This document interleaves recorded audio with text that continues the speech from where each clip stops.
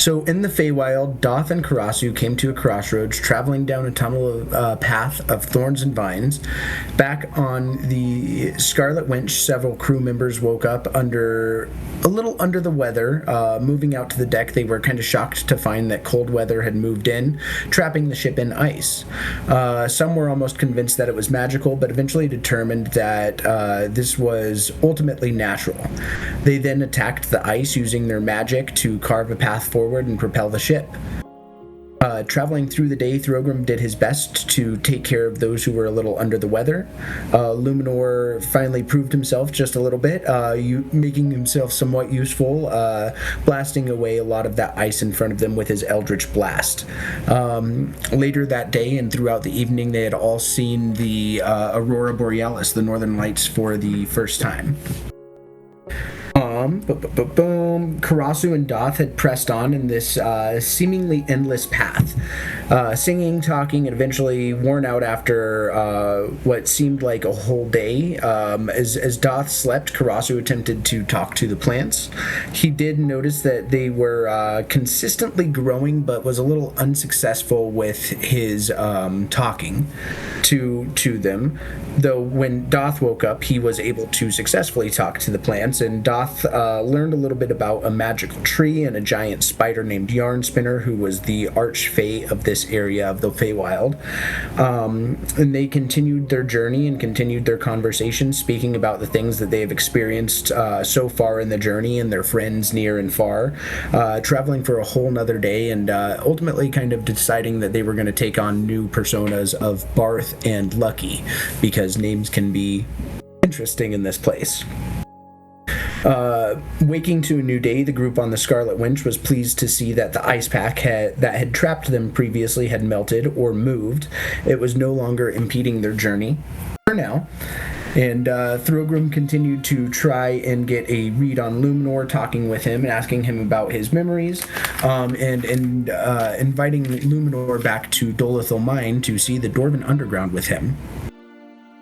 A little while later, Lara requested that Thorogrim come to her cabin, and after a little bit of messing with him, she asked him to help her with saving someone.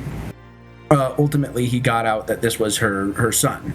Thorogrim did pledge his help, but ultimately told her that he wasn't going to make that determination for the others, that she would have to bring all of them in as well, but he would be willing to help her on his own. Sleeping that night, Thorogrim had a terrible dream, seeing Thegro brutally wipe out a group of orcs, with the dragon Atlantigex and Rain as well, just circling above up in the air. After kind of waking up screaming first thing the next morning, before the sun had come up, he went out onto the deck to just kind of calm himself and regain his composure there.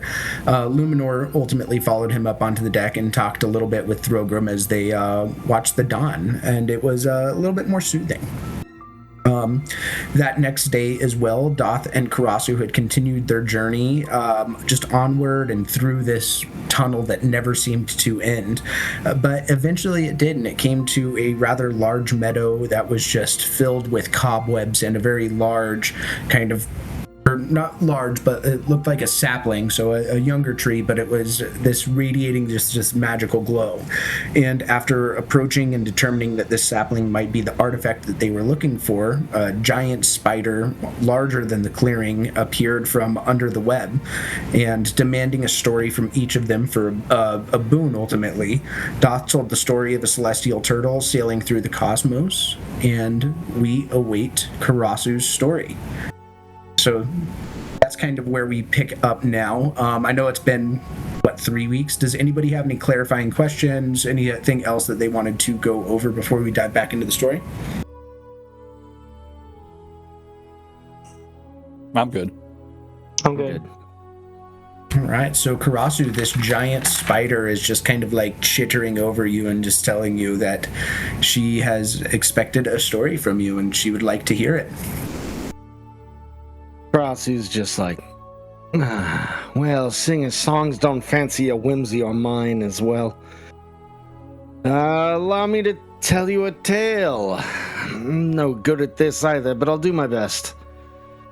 Let's see. A story that turned a flock to a simple cloak. And he kind of feathers out his cloak in front of her. Oh, an exiled bunch cast into the unknown. The judge prayed for them to be lunch, but if not, then find a land unsown. For you see, none knew the land. Then it happened. It's the first feather lost to the sand. In one gulp, the land took Thalanil, a miller. 'Twas then I saw whimsy could be such a killer. My sorrow soared young. I was only 35 summers old. Then a raven stare snapped me from the cold. A few weeks later, in a frigid land, where the sun rose high, Silvaris, a simple tiller, was next to die.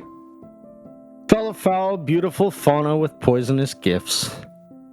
Then Theron was short to follow. One step too close to the glacier hollow. He smirks. Each death another feather fell. And he kind of looks down at his cloak, a little distraught, while trying to bring his senses back. From the raven I perceived to be death's knell. A group of 100 fell, fast and swift. I'll never forget Silwyn, Nivara, Elar, and Ren, swallowed up by that frozen drift. We're birds of the same flock, cast to the wilds by greed and political ire. We sang songs of the lost to survive the mire. Now the last 4 remain. A final gamble was now made. We neared the goal with unfettered steps. Shortly after, I laid the last 3 to rest. I found that land unsown, but it taken everything I had known. A flock we were, a feather per lost soul. Now alone I bear the weight of the whole. Red's fate bound, 100 souls the wicked weave gave one his life. My matron gifted me to forgive my inner strife. Each feather adorning this cloak, we all struggled but never broke. And now, it's yours. He's gonna take off his cloak with all the different feather pinions kind of swaying in the breeze. I have nothing else to carry from my memories. You get this, like, I would almost say kind of pleased chitter, just like this. Like, it's very fucking unsettling. Like, you don't like it at all. It gives you, like, these goosebumps, like, running up and down your back. You're like, I don't like that. That was very good, Jay. Agreed. Mm-hmm. Thank you. I try when I have a little time. Yeah, I'm not good. the best on the spot, but if given enough, and Sarah proofreading, I can do okay. So she will reach down and kind of, with her giant mouth, just eat, or looks to eat this cloak. It doesn't look to be damaged as she's doing this, but it looks like she just, like, sucks it up. Almost. Very irritating.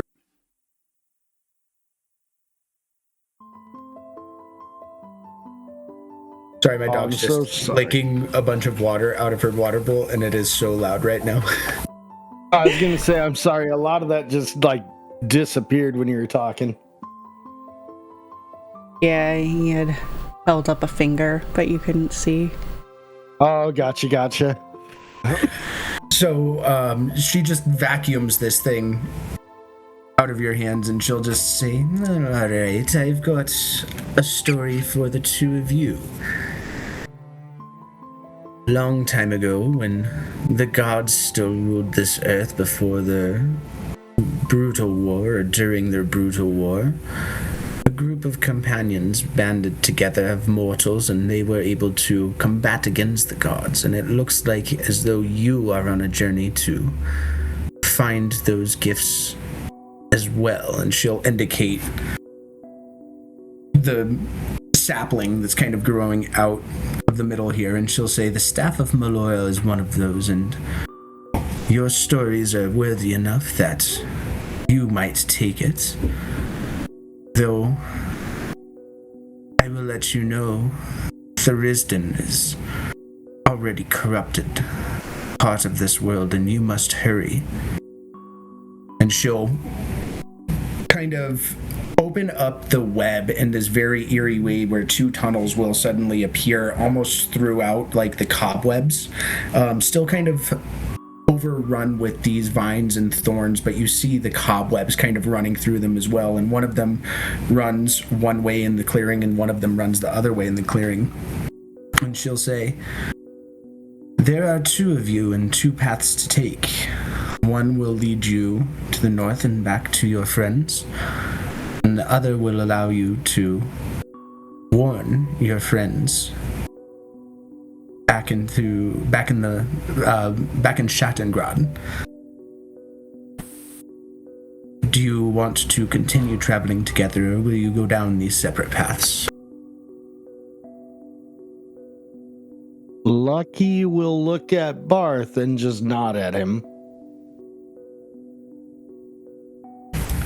He'll shrug and say, "I think if we are to do this, I could go south and you could return to our friends in the north."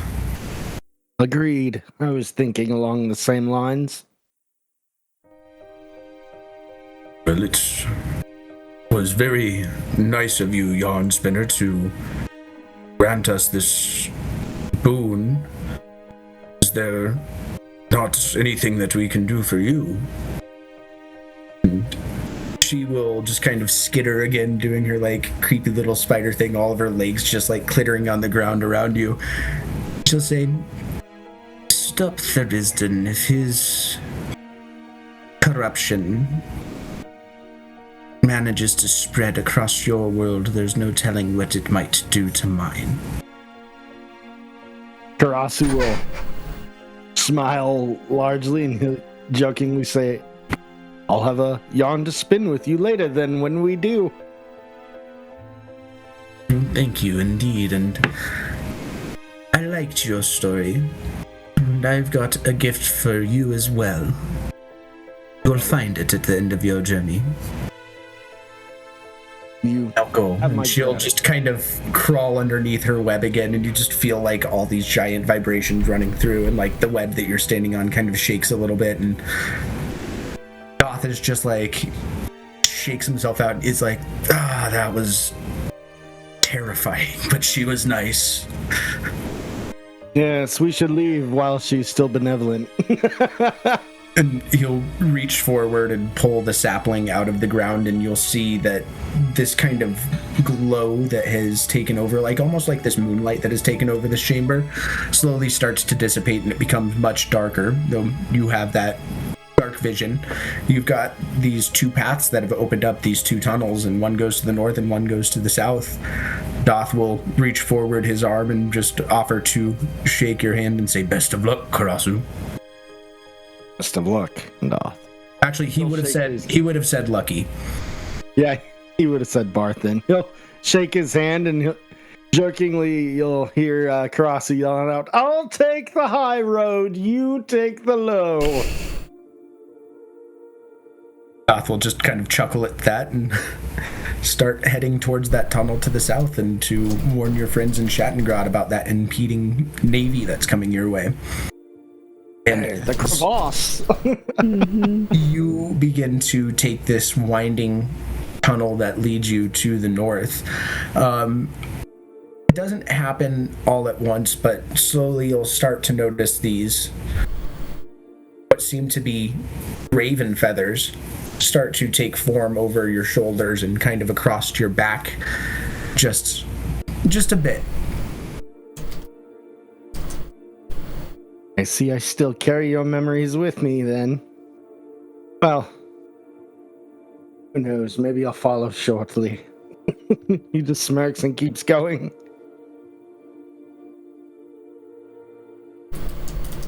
All right, and that brings us to the Scarlet Wench in the morning as the sun is rising up above you.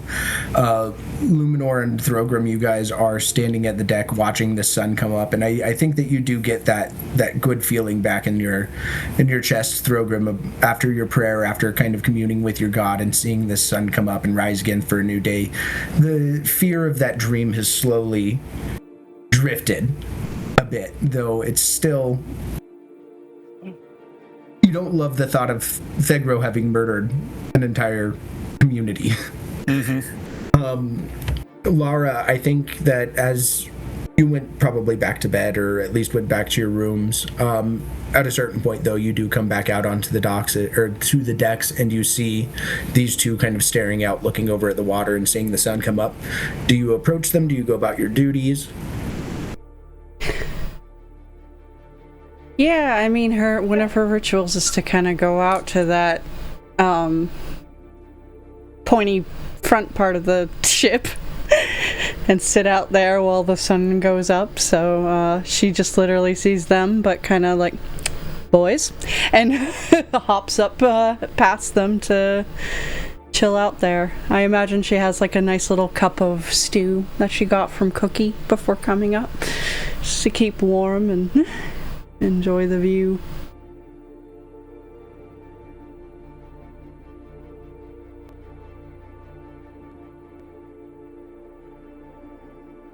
I don't remember what the pointy part of the front of the ship is, so... I think the bow and the back is the stern. The bow, yeah.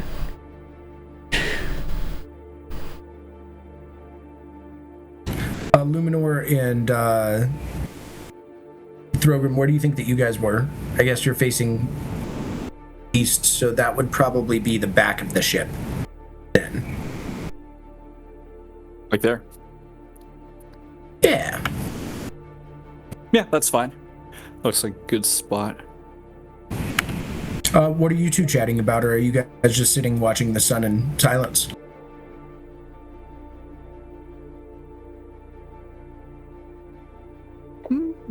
I'd probably quiet.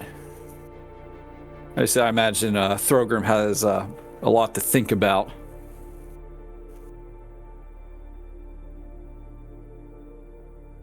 You're muted, Brian. Yeah, I'm probably not. Well, I mean, I guess we spoke last night about this whole situation somewhat, I believe, from what I recall. So I probably don't have too much else to say this morning about it. More just waiting for Thorgrim to, I guess,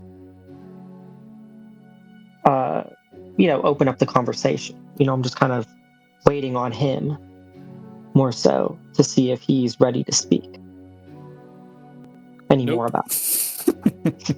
So I suppose I use this time to then, while I'm waiting on that, I'm using the time to, study my spells and, meditate and do those things.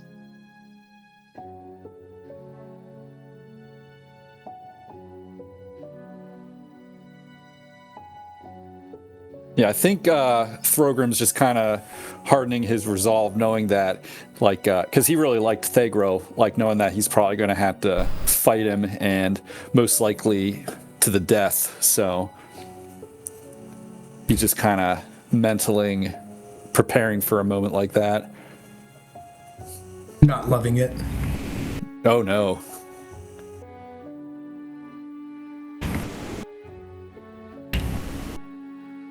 Give me just one moment here, guys. Chat amongst yourselves, if you can.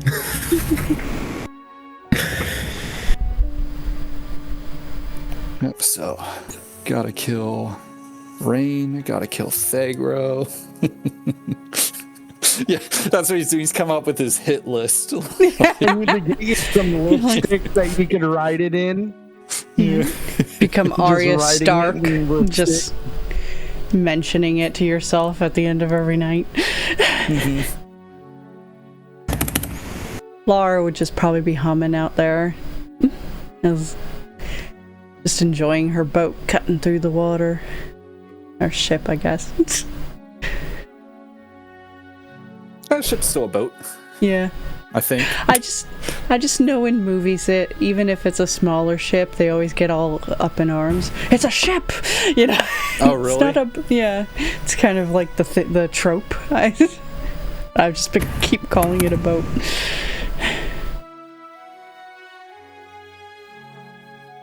So, but either way, yeah, you guys probably hear a little bit of that humming off as the wind carries it back, but otherwise. Does she have a nice humming voice, or is it like, ugh? I'd like to think so, but let's find out. Yeah, it's okay, I guess. It's cold, you know. Not the best tune. It's cold. And the walking makes her like skip notes and Yeah.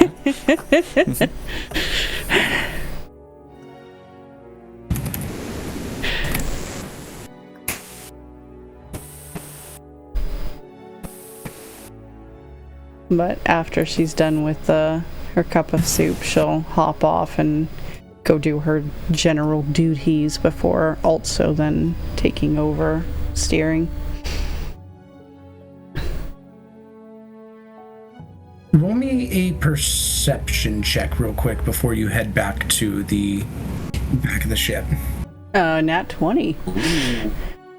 All right, so I would say that you see it before anybody else has the chance to call it out, but out in the distance you just see what almost looks like an iceberg at first, but as it gets a little bit closer you see the fog kind of dissipate just a bit, and you see a small island just kind of sitting in the sea, maybe 50 miles away from where you are right now. And you see that looking to your south, you see where this kind of break in the land and this other island is. So you see this like not super narrow, it's probably about 100 miles across, but you guys are sailing kind of towards the middle of it, where you've got here, let me pull you over to a new map so I can kind of show you.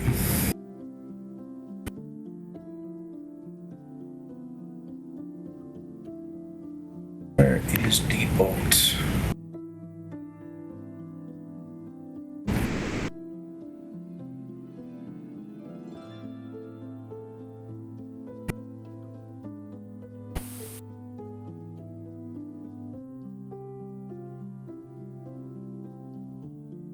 So yeah, you guys are about here.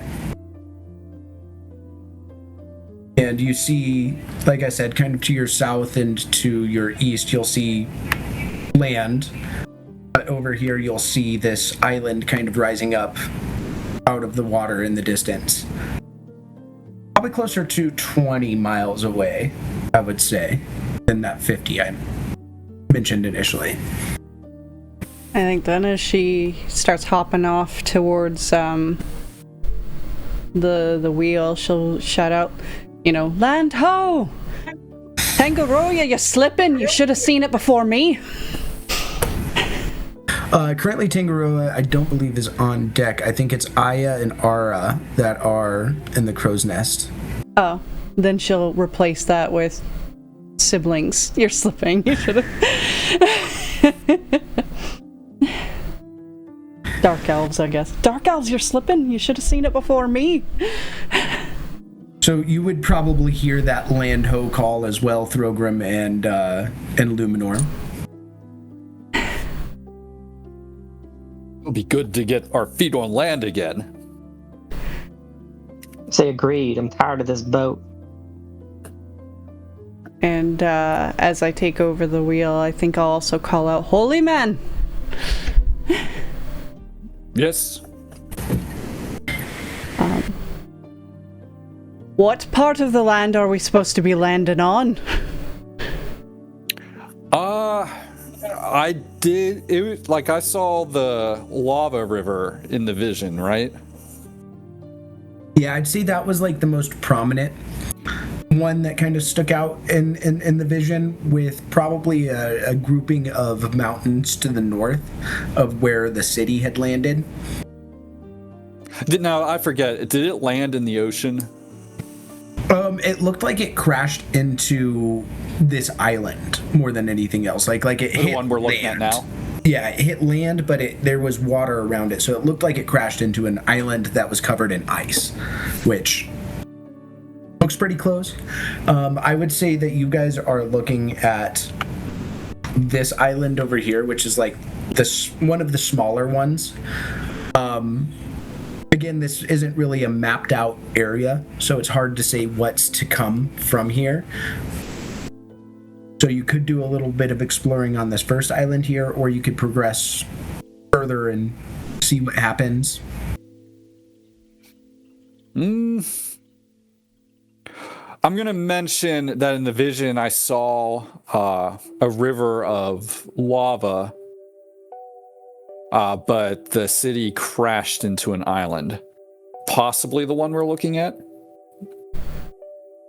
I think that go ahead and roll me nature or survival. Let me slacken. I didn't load my character sheet yet. How dare you? I Oh know. my I'm out of gosh. practice. My reflexes are slipping in my old age.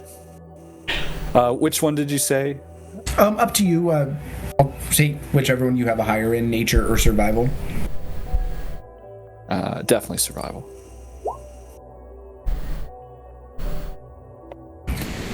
Say with a 12, you get the sense that the place that you saw this crash into was a bit larger than the island that you're currently looking at.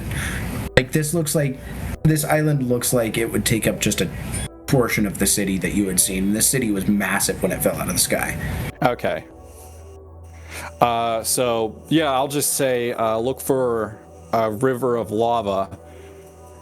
Now, did it look like it crashed like around a coast, like you said, into some mountains? It looked like it was more near the mountains, but if anything, if you were looking at it, there was a target in the middle of the island and it hit the bullseye, you know? Okay.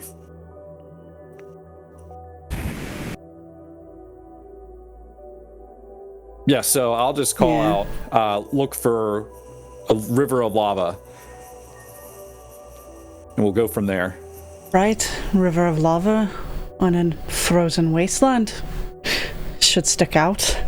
And I think I'll just sort of start curving around that island to hopefully see other islands or eventually this mainland. I know I can't see it, but and continue to follow the coast of Isle Cross.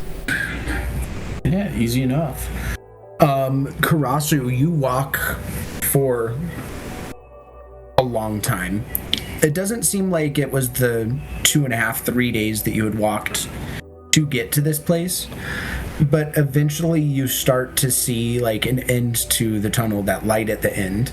And as you progress your way forward, you start to hear this kind of like crackling, bubbling sound at the end of the tunnel, and it's definitely like the fuck is that kind of a moment. And Yeah, like that sounds odd. yeah, and as you kind of get further and further towards the end of the tunnel, you are kind of looking down. It seems as though you're looking to the south, which is really weird because you're pretty sure that you were traveling to the north, and you see what looks to be this just river of lava in front of you. And looking back, the tunnel has started to like close up and disappear and wrap around a pine tree that's in a grove of pine trees, and you find yourself looking at a ocean kind of to your left. You see the river just right in front of you, kind of to the south right there, and the grove of trees right behind you.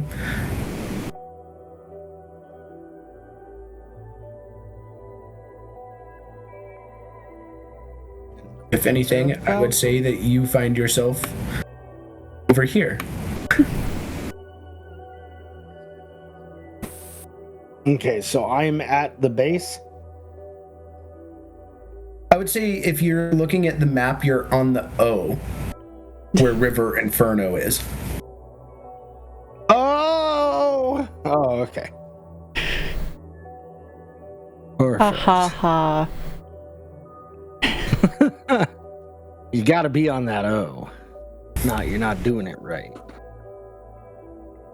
Cool. I'm gonna look out towards the ocean bits and see if I see anyone. At this point in time, you don't, though. Looking to the east, you do see that rising sun coming up. Hey, at least you'd be warmed by the lava river. Yeah, That is a very good point. Yeah, he's gonna kind of start drifting kind of along northeast, like coastline, like kind of trying to find the nice temperate area where it's not right on top of it. Yeah, how far away from the river do you go? I was thinking about, I don't know how to ping. How doth one ping it? Just click and hold. There you go. Like here? Okay. Or I could not cook to death and still see like the whole area? Yeah, I will say, roll me a survival check. Yes. Here comes that damn nat 1. Here comes the nat 1. I somehow find the hottest part of the lava. You lose a foot. Yeah. No, I mean, like to be clear, you are not in the lava. You are looking at a lava. No, I know. I was joking. My foot goes through the snow into like an underground lava flow. But I would say that Throgrim and you have talked about his vision before, so you would know that this is a potential landmark that you could stay by to potentially meet up with your friends if they haven't beat you here already. And I would also say that other than like this pine grove that you're seeing, there's not a lot of other trees around, so fuel sources might be scarce as you kind of head away from the river. So it's up to you, but I think that you get the sense as you're starting to walk away that it might be best or safest for you to stay kind of closer to where you are.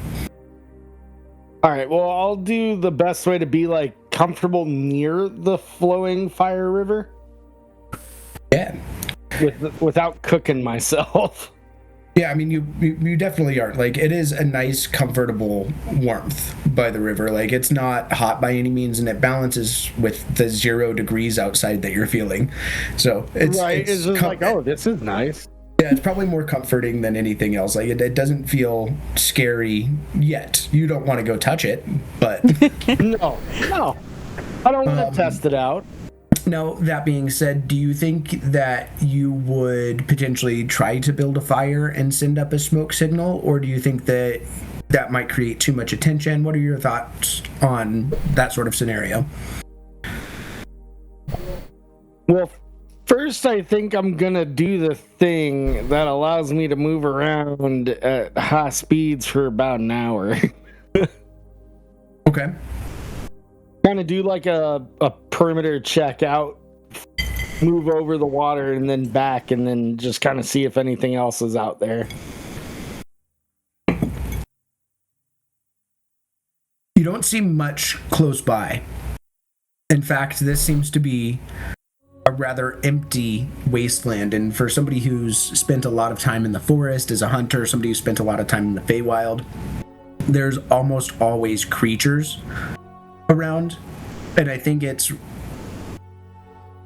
little unsettling, the lack of creatures that are up here. Maybe that you're just not seeing them, maybe it's because it's too cold, you're not sure, but it's unsettling. There's no people, there's nothing.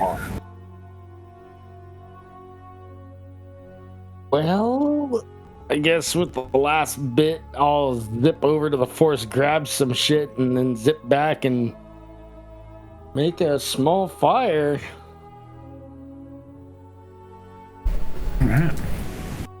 And I'm gonna cordon of arrows around me. Not a bad idea. Yeah. Right, back on the ship, I would say that you guys have sailed kind of around that smaller island, and as you have, you've definitely noticed this much larger landmass ahead of you, kind of to the north, and as you're kind of making your way around, you'll see that there's kind of that little bay up to your north and this, area, this coastline kind of to your south and to your west there.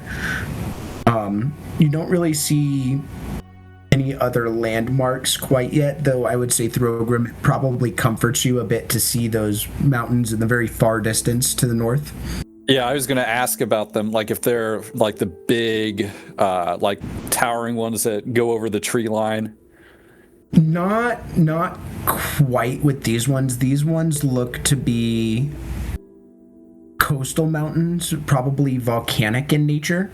Being a dwarf, I'll give you that. Like, you'll probably know the difference between like those types of rocks. So these look a little bit more like they're volcanic, or maybe even like a fire island chain. So I'm kind of picturing like how Hawaii would come up, or how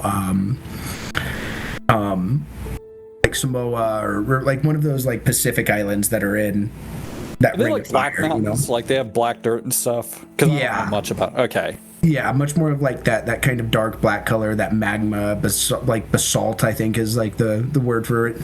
Ooh, so probably not good mountains to make a home out of. Might be easy to dig into, but also there's that risk of volcanic activity for sure. And I think you would probably know that.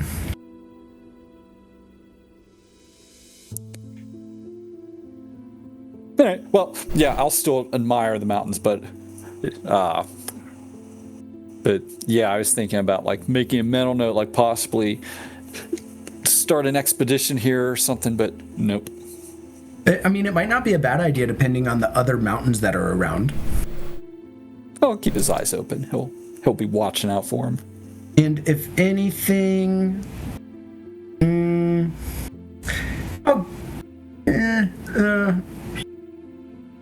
as you were sailing around and like looking at the dawn in the morning, those mountains to the east, back on that other larger landmass, kind of to the southeast, those mountains looked a little bit better suited to such an expedition, if you were to make that sort of determination, Okay. Cool.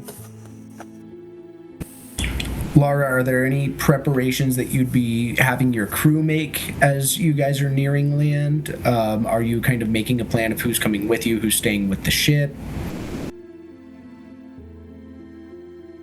Probably planning who's coming and going.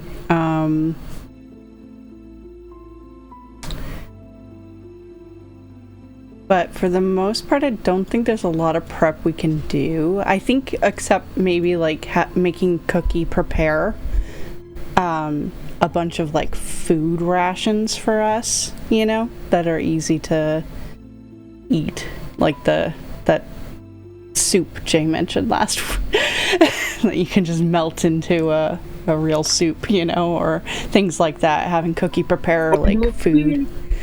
Potable soup. Otherwise, obviously any blankets and stuff we could take.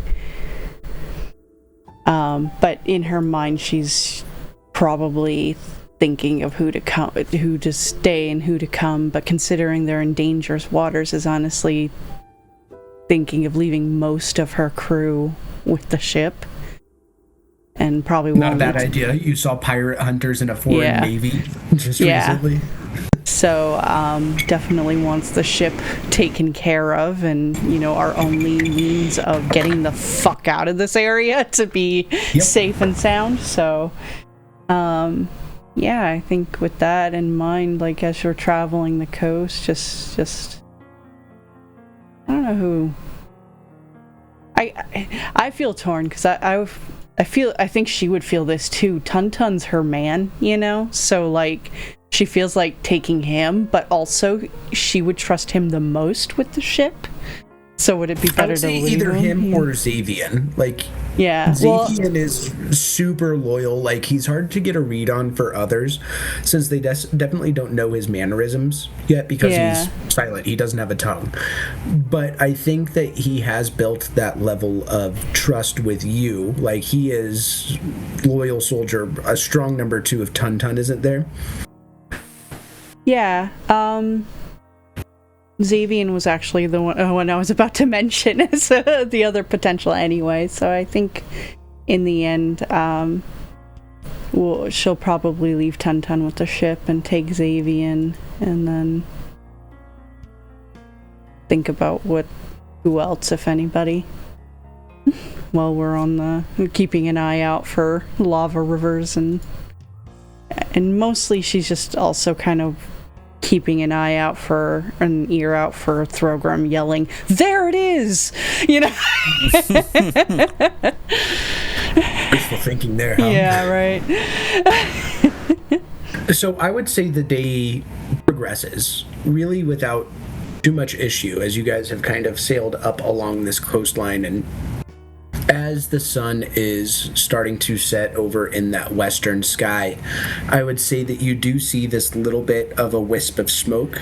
And as you see that wisp of smoke, you kind of come around another bend and you see this rather large river of lava just kind of poking up, coming out into the water. And it looks like it's kind of constantly just creating that new land out ahead of it as the lava comes out and cools. So it seems like this area kind of down over here is just constantly growing. And I'd say that you guys have probably come to about not right there. We're in the yeah, it's there straight ahead.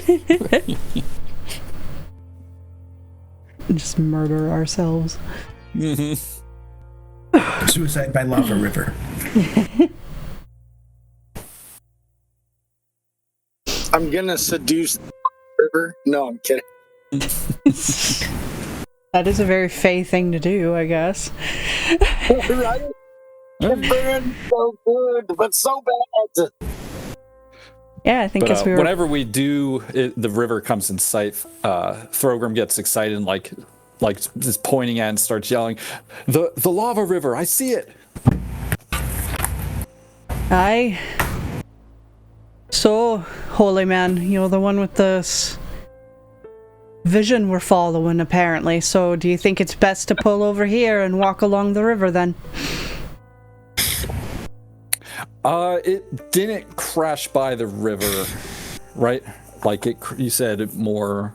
You definitely remember seeing the river in the vision. I would say, if anything, between the river and the mountains is kind of what you're looking for. And the size of the city, like, if it crashed, you would see signs of it if you were to follow the river. So if you follow the river till you see a bunch of, like, broken, scattered shit all over the place, following that north might not be the worst idea that you've had. Okay. Yeah. The captain that we should find signs of it if we follow the river. All right. And you said it was kind of coming to the end of the day, was it, or? It is now, yeah. So you see that setting sun kind of drifting down in the distance, and that's also kind of how you, not how you saw it, but you definitely caught a good silhouette of that smoke, that little wisp of fire against the setting sun. Okay, so we do see the Karasu signal smoke. Then. You see the signal, though I don't know that you know who. I wouldn't whose it know. is, Yeah. Yeah. Can I use a spyglass and try to look in that direction and see him? Yeah. and do I see him? I would say that you see a fire next to a grove of trees. Okay. And you don't see anybody around the fire. Except for an arrow hitting your spyglass. No, I'm kidding. There's a man-made fire out there. And that definitely seems fucking strange because Yeah. you've seen nothing else. I thought this place was supposed to be abandoned.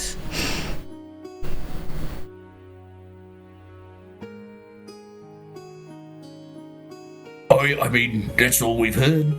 Sometime will say. Alright, I'm on my way back home.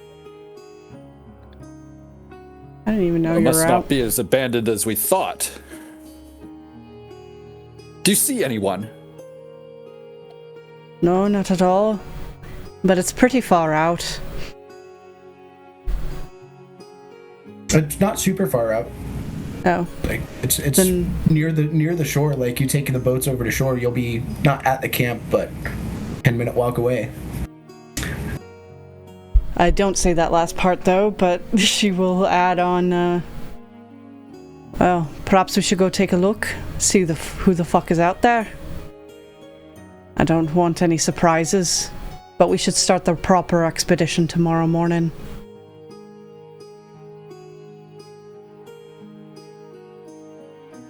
What about you, the captain?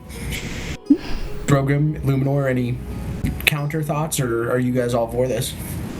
I'm okay with it, but yeah, like she's the captain, so. Okay. Mostly she was wondering if they were going to have any objections, because they are hiring us to do this, so you know. We're starting the expedition tonight. Yeah.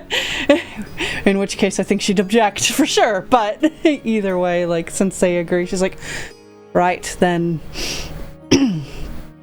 I think for this, since it's just a little short offshore excursion, she'll be like, Tun, you come with me then while we check this out, and if you two would like to come along, I'd appreciate it. Of course I'll go. Sure, I'll go through. And So it's Tuntun, Luminor, Grogram, and Lara that are going? yeah, I think that should be enough for now. Then there's an army of the crew left to come save us if this is something to... So. Alright, well, you guys load up in a small little rowboat and start heading to shore. Not a long row, but is there anything that you discuss as you're rowing?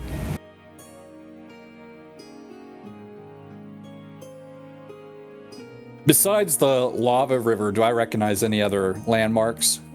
Not as of yet. All right, I imagine Throgrim's a little excited, though. Like, you can tell he's getting excited because he's pretty confident we're close.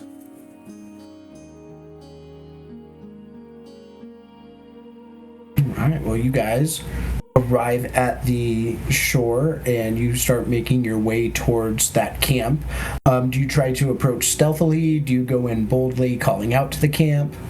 I definitely go in stealthily. I'll probably keep Tuntun in a charge distance back, you know, enough that he could reach it, you know, movement and dash if needed, but, you know, keep him back so he's not a sore thumb, if that makes sense. Yeah, I mean, he doesn't have the worst stealth. Like, He Thorgrim doesn't? is probably going to have worse stealth than he does. Yeah. Like, Then- he's not a huge dex barbarian, but he does have a high dex. Then never mind, I'll have him stealth with us. Yeah, I'm probably not gonna be I think- sneaking up on anyone. In that case, I mean, it's up to Throgrim if he wants to waltz in. It's his life, you know? She's not technically his captain. That might not be a bad idea. Let him go first. But That yeah, way that's you kind guys of the can still be vibe. sneaky. Like, if he Right. does decide to go up ahead, then she'll be like, use him as the fodder. And goes right. into the shadows. Throgrim informs you that he's not the best at sneaking, so he's willing to go ahead. Well, if you guys want to sneak. And then she will agree. I'm almost home. I'm like 2 minutes to the house. Right. One. Throw is like tripping over rocks, like cursing and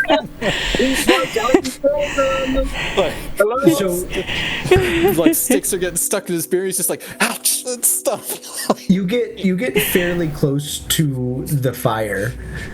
And as you do, could you please make me a dexterity saving throw? Oh yeah, you put down his traps. Also a -1. So it's not much damage, but you do take 4 total piercing damages. You just see, or actually, Jay, what does it look like as your cordon of arrows goes off? It sounds like ravens cawing as like they spiral up into the air and like burst out like Sidewinder missiles. So I think you see that, Throgrim, as you get just fucking nailed, and I think the rest of you guys see from the distance that Throgrim just got shot by nothing. Like, he just got hit, but you can't see where that hit came from. I mean, assuming with a 28 stealth, I got to move up pretty close, but... Yeah, up to you. Do you want to get hit by the arrows too? I mean, he's still ahead, so I would stop the moment I saw arrows hitting him. But I could see there were arrows. Do you want to get within 30 feet? No, I mean, like, so let's say Thorgrim's like, I don't know, 10 feet ahead of me, you know? Like he's probably 10 feet from the fire at this point, so if he's 10 feet ahead of you, then you would get hit by this. So he didn't get hit the moment he entered the threshold. It was... I guess he would be 30 feet out. So yeah, he would be 30 feet out.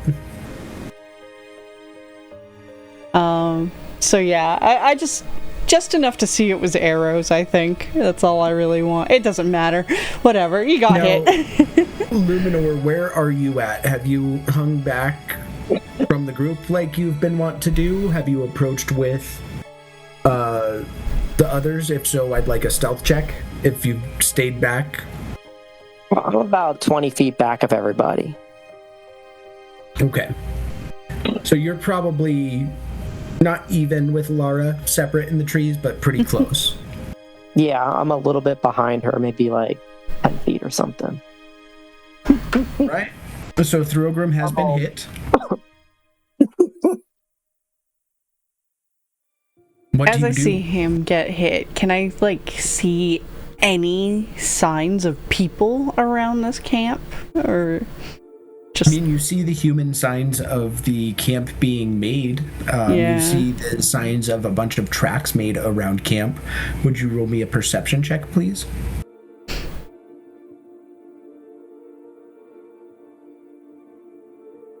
That's about it. Yeah, I don't think that you see too much other than that. Luminor and Throgrim, go ahead and roll me your perceptions as well.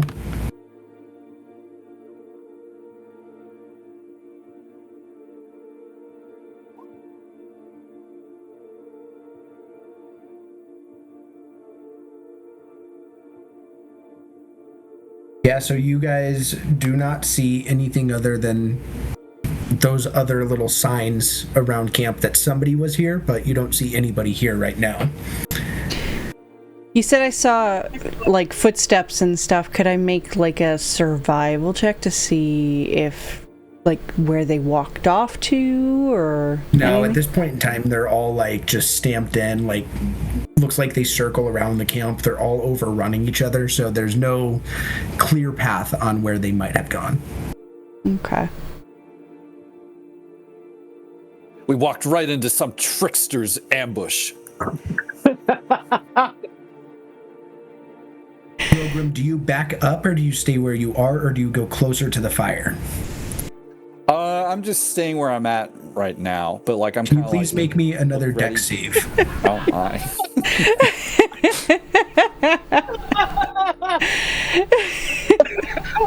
I fucking love you guys.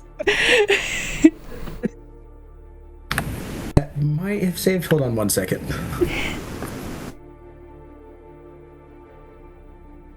mind. I am officially back at the computer. So that just saves.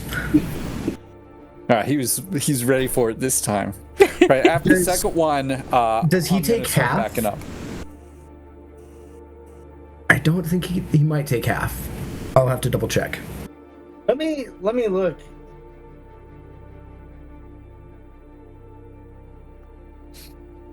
It doesn't look like you take half damage, so you would see another arrow just kind of ricochet off of your armor. Right, yeah, I'll start backing up out of it. The way I came. All right, Karasu, do you do anything? Or do you just let your friend continue to get hit by your arrows? I mean, that's really tempting. I'll text you.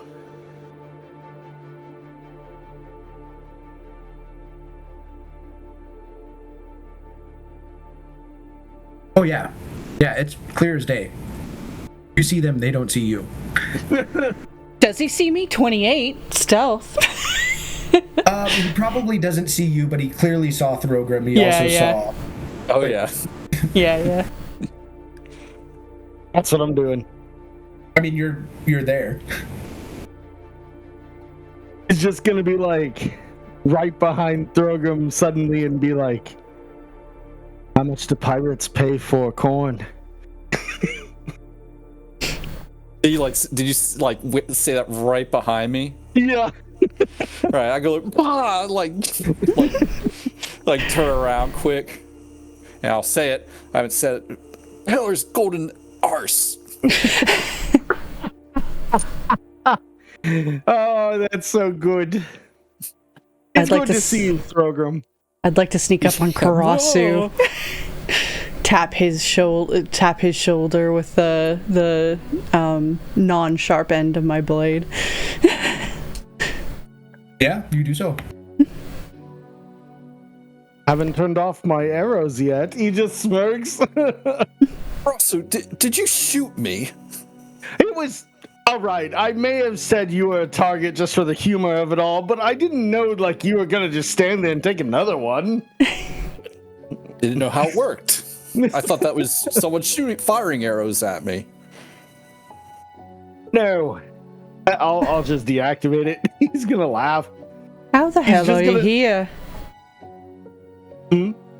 How the hell are you here? I went Kaya Good question. I often ask myself that in life. How did I get here? I've learned stop asking questions that I don't know. Ooh, actually... Nope, never mind. We don't have to do this with you. Never mind, we're good. And where is Doth? Giving them a good warning.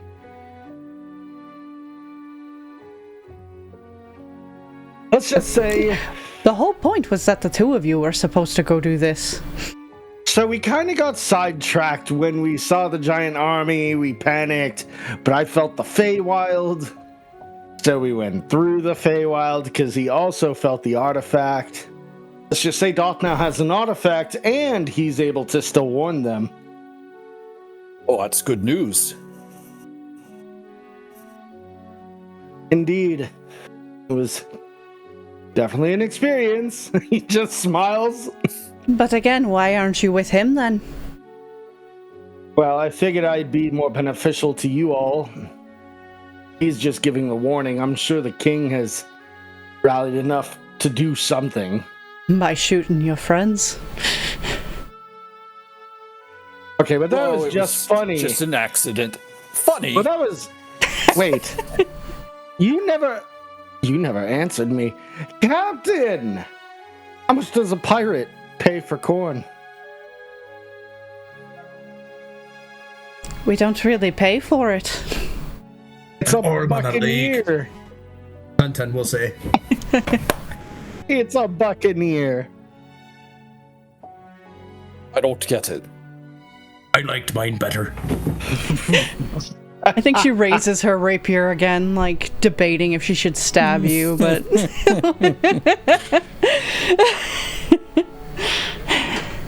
Karasu, it's good to have you back.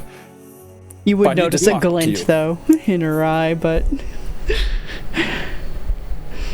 He just smirks. That'd be no fun. Let's talk back on the ship.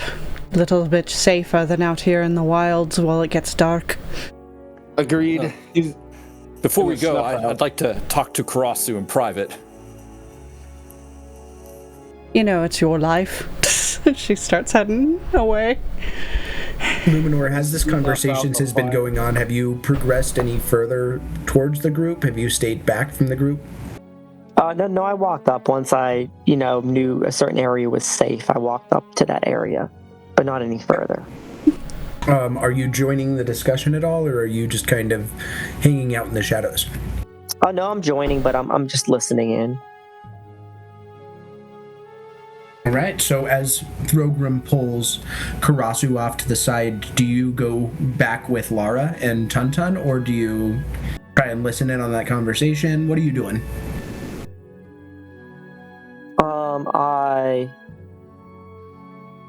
I'm stand around. I try to listen in a little bit.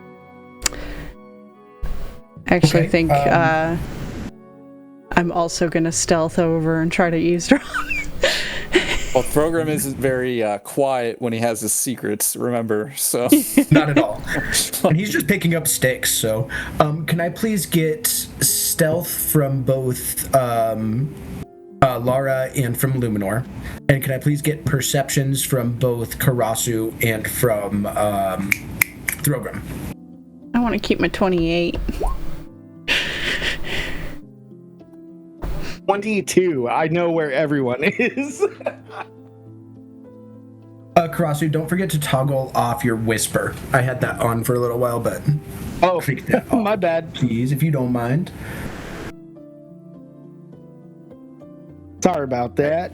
So I would say Thorgrim and Karasu, you guys both walk maybe 20 feet away and start to huddle around for your conversation, and then you guys both hear rustling on both sides, and you look over and you see both of your friends trying to be stealthy, Luminor on one side and Lara on the other side of this little area, peeking through the bushes, and you clearly see all of them. Just ignore them. What's the news? I try to pull you further away from them. You got in my way. This was my sneaky spot. Just pushing Luminor. They're like anime villains or kid show villains, with the one on top of the other in the bushes looking at us. Well, I only pull you about 5 feet further. Oh yes, this'll do. Karasu, I had a vision. It had to have been a vision. Poor Thegro, he's gone. He's with them. I understand. I've had to deal with a lot of depressing moments recently, memories that I suppressed, and I think I have some information that might help. Oh? He's gonna pluck a single feather and hand it to him. They're all just feathers. Some fall. Some soar for a while, then fall. Sooner or later, everyone's gonna have to fall. It's just try not to think too much when you're the one who has to do it. Well, true in a way, but I was hoping his fall wouldn't involve him being taken over by the ooze. But yeah. I just wanted to let you know that I'm certain that he is taken. I forget, was Jean in that vision also?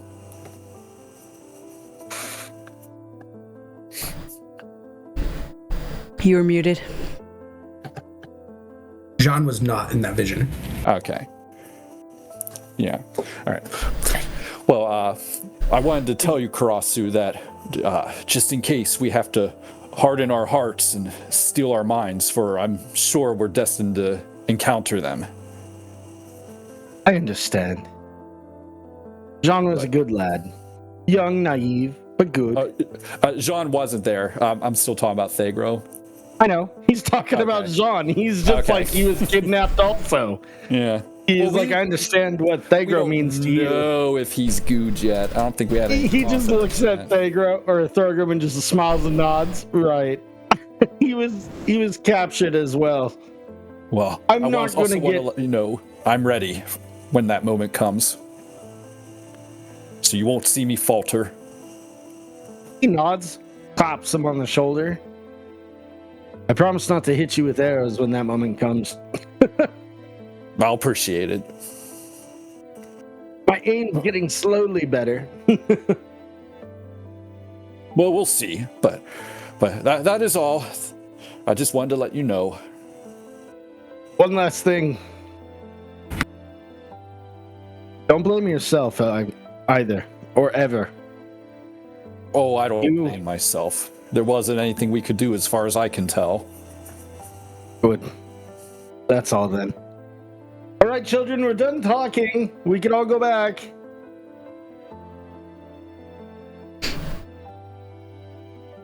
Right? Start walking back towards the boat. It's like good. I'm starting to get cold out here. There's a raging river of lava right next to us. How can you be cold? You see Luminor's nose is like starting to turn purple. His lips are turning purple a little bit. He's shivering. Well, maybe I just need to get a little closer to that lava then, because I still feel the frigid temperature here. So as I walk back to the ship, I walk slightly closer to the lava. You go into it. Just pushes.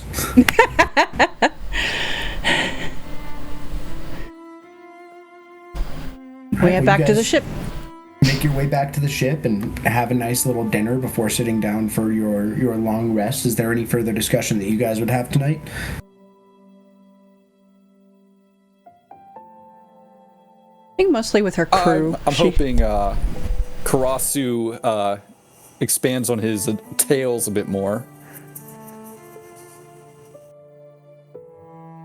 Karasu's just gonna fuck his brain up. Seeing him wanting and needing, Karasu's gonna stretch and be like, "Oh, you don't really talk to Archphase and tell. That's just rude." And he's just gonna be like, "I'm going to bed." Oh, like Throgram looks like really disappointed. He's like, "What Archphase? What? I don't want to hear." Well, no, he believes you that like you're not supposed to talk about it, so that's just like and he doesn't. He goes along with it. That's cute. I love that. I think for the most part, Lara is just like, telling the crew, for the most part, I want you all to stay on the ship, make sure it's safe and protected, and, be here when we get back. I'm going to take Xavian with me, and I suppose we'll take Squill if she's up to it, just in case she wants to get off the ship. With her one good eye, she looks up at you and she's like, "I'm ready to go." She's got her dagger in her hand. You sure you're healthy enough for it? I need to stab something. Xavian and Squill it is. Between the two of you, you have your full senses. That was so fucked up. I think you just get this kind of clacking sound from Xavian, and it sounds really eerie. And I think Throgram and Karasu and Luminor, please roll me an insight check.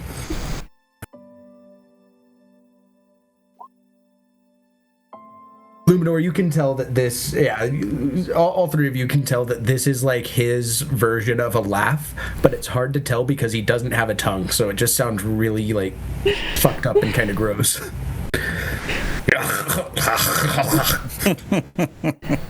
Which I think the crew's used to by now, so should just, pats him on the back and... But in the meantime, obviously the rest of you follow Tuntun's lead, unless he tells you to drive it into the river.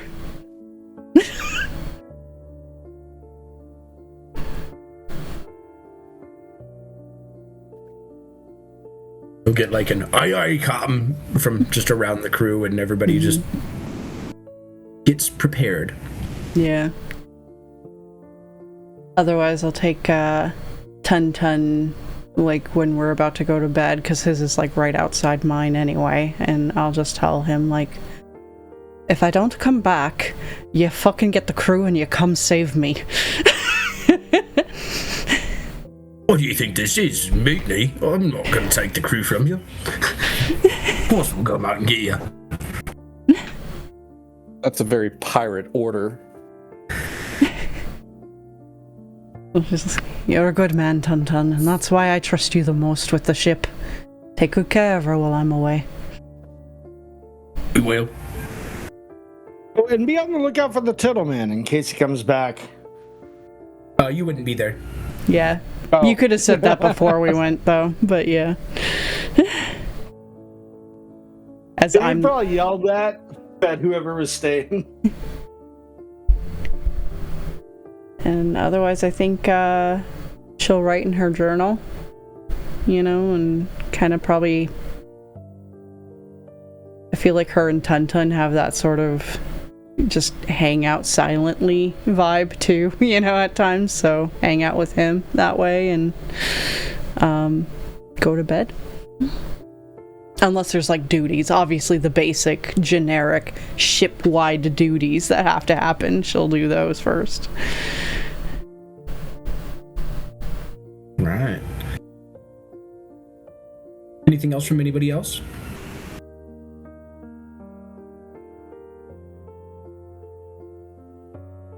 Nope. Not from me. All right, go ahead and take your long rests then, and we will start out with your expedition in the morning. Nice to heal up from that damage. Oh, also before we leave, can I go to Mole and ask him if he has any kind of, bell or something? Basically, I want to give Xavian something that he could get our attention with if he has to. He usually just clangs his sword and Give him shield a together. whistle. Give him a whistle. Here, use this. I guess there's that. Yeah, there's that. Never mind, he can do that. He usually just clangs the sword and shield together to get you guys. Okay, he can do that. I won't go Just to hear in Mole. the distance. Fuck, he's screwed and we don't know where it's coming from. The bell rings everywhere. All right, so you guys make your way to the shoreline, and you've got the river kind of to your south here, and you're facing towards the west. And you guys start out on your expedition. Are you guys carrying any sort of sleds with you at all to carry supplies? Are you carrying it on your back in various backpacks? If we Is there could. deep snow? It's not super deep where you guys are, but I would say it's definitely there's definitely snow there. It's more ice encrusted though, so it feels like you've got a decently solid layer on the top, but everything is covered in snow as far as you can see in every direction, except for the river. Could I grab a fistful of nails from Sure. Before we leave? Yeah, Mole's got a handful of nails that he could give you. Thank you, Mole.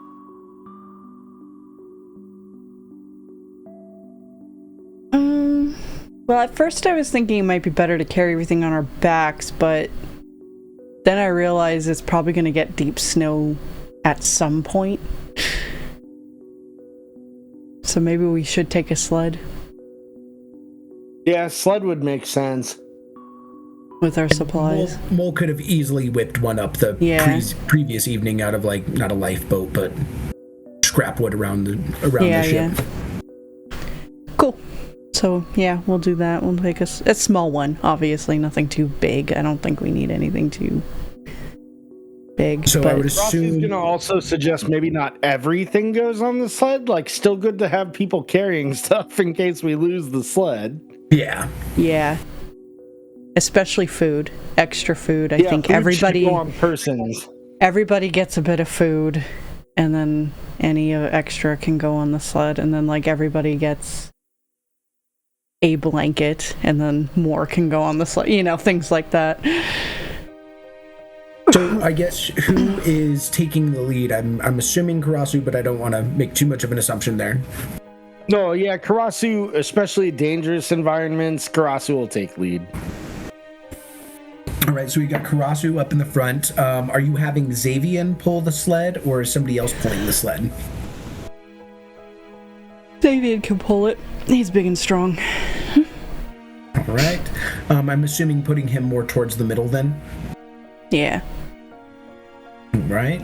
Who else is going towards the front? Who wants to bring up the rear? I think I would also go towards the front, just try to look out for any landmarks or any signs of the city. Awesome. I think Squill is probably immediately behind the sled. She's the one secretly sitting on it. Oh, if anybody, that's Luminor. Yeah, he's just like. I was gonna say, like, you know what? sprawled out Luminor on could it. easily slug that sled around. I say Luminor does it. He just goes invisible and hangs out on the sled all day. Not a bad idea there. Yeah, I try to walk over and like pull the sled, but I don't make it move very much. I was Like I go very definitely slow. kidding. I was definitely kidding. No, but I do that anyway. I do that anyway just to show everybody how strong I am. Do you find yourself hanging out more towards the front than Luminor, or do you think that you're bringing up the rear? Are you behind Squill, in front of Squill? I'd probably bring up the rear, I would guess. More towards the back. Okay. So we've got Karasu in the front, followed by Throgrim, Xavian somewhere in the middle, followed by Squill. You've got Luminor bringing up the rear. Lara, where do you place yourself in this line? Can we 2x2? Could I be next to Xavian? I mean, you could. He's pulling the sled. Yeah. Just seems like a good middle point to be in case I have to go forwards or backwards, so I think I'd be there. Or like if we have to go single file, she'll kind of just cut in front of him, but yeah. All right, so you guys... She's gonna toss in one of the portable soups and start sitting on it.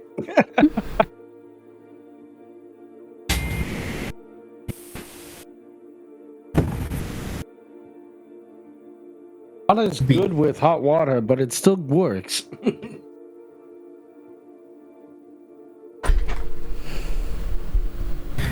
So you guys start making your way out into this wilderness here. Karasu, can I get a survival check from you? Yes.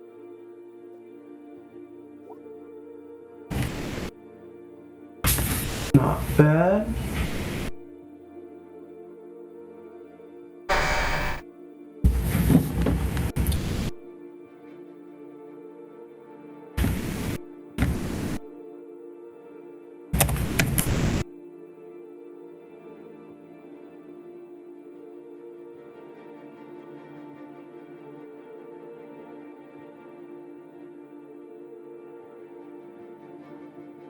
Un momento.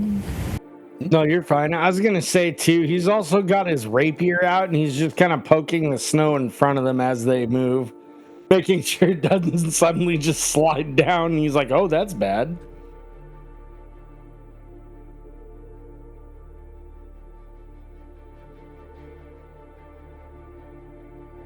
It's the legendary quick snow.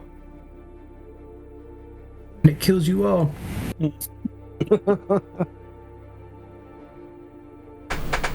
Into the river of lava we go.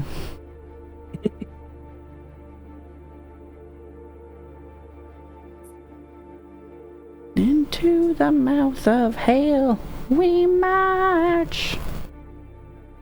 And actually, guys, if you want to take like a quick 5 here. Sure. Or? Oh, I was gonna say you'd also cordon of arrows the sled. I don't think that you can do that with an object. I believe it has to be a location. Fuck, okay. I was gonna say, yes, a moving object.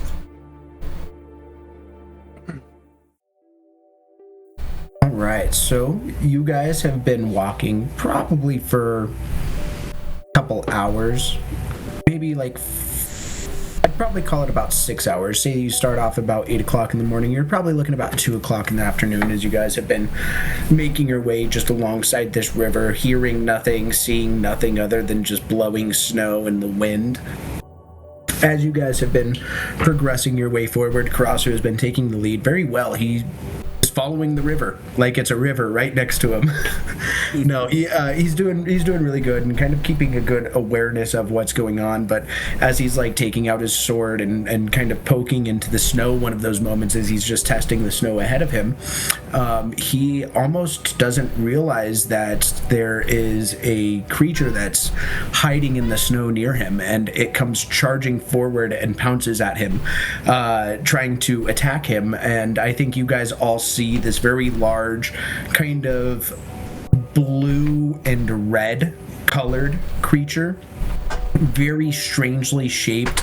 It almost looks like it is a mix of monsters that have been mashed up together, maybe with even some human parts in there. It looks very fucking strange, and it comes pouncing out of the snow here where it has been hidden, and it is going to try to attack Karasu. And then I would like for everybody to please roll me initiative.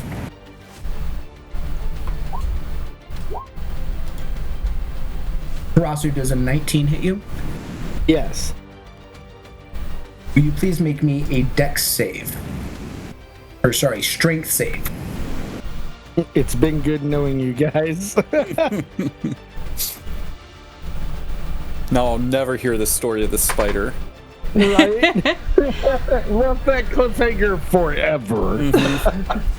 So, Karasu, you have been knocked prone here. He's like, oh, bloody hell, what the hell? As this thing comes pouncing out and just starts attacking you and tearing at you, at first, like, just rakes across you with its claws, and then when it knocks you down, it tries to take a bite out of you, and you're going to take a total of 27 damage. Oh, wow. I'm dead. No, I'm kidding. Bloody. And I don't know why that didn't do that, but give me a second here to get everybody plugged into the turn order.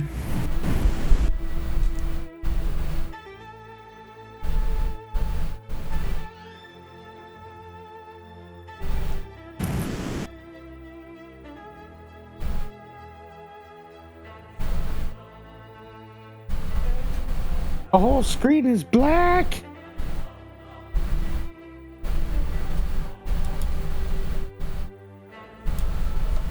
Not black for me. I'm in the darkness. So, Sarah, you said you could see. Yeah. Karasu, you cannot. No, he said. Shouted down the hall. I can see. Right. Why can you see and Karasu not?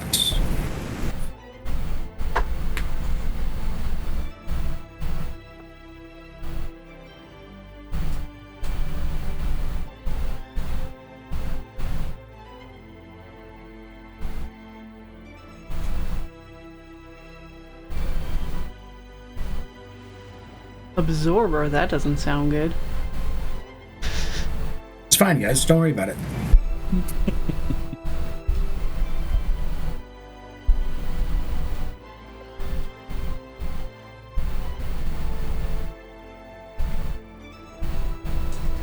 I guess I could try to leave and come back. Yeah, try refreshing. Sometimes that works.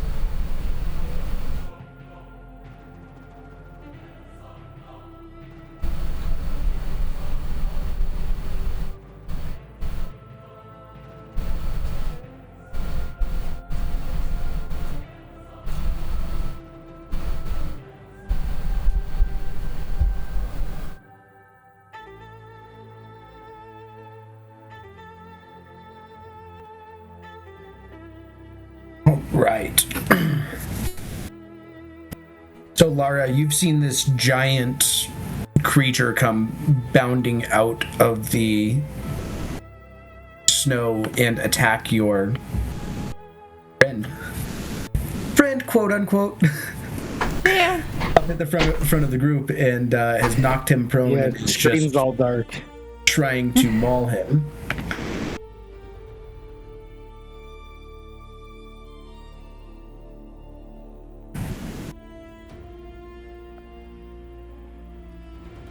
Like, I could see people drawing lines and shit, but, like, I don't see anything on it.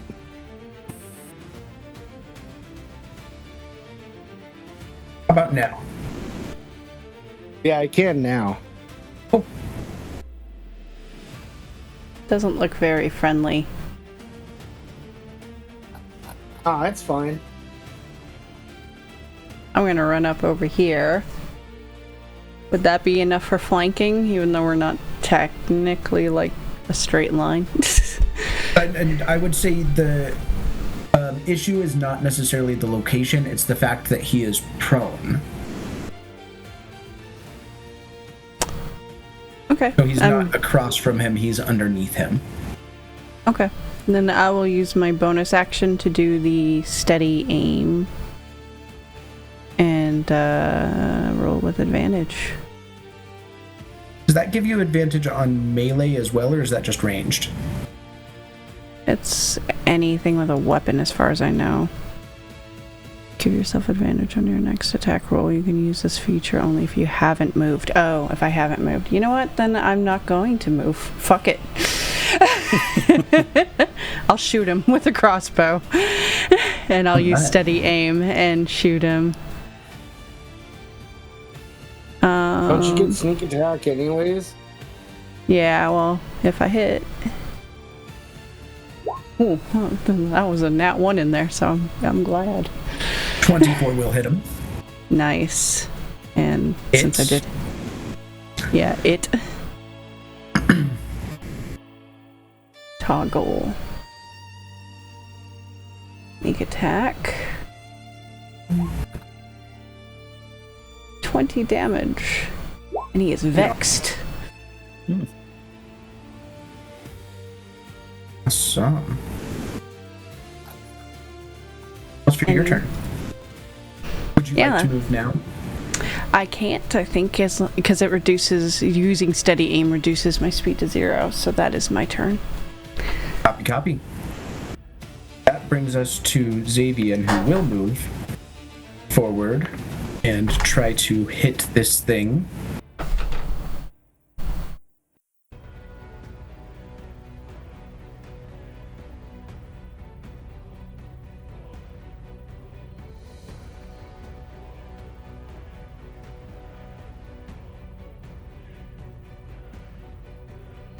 With a 16, that hits.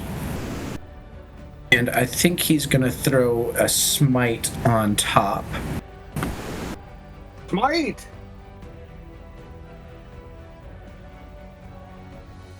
Smite.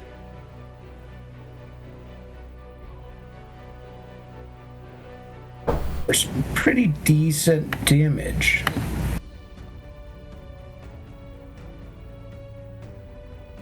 Right. Rogram, you are up. Okay, I'm going to cast Bless on Karasu, Xavier, and Laura.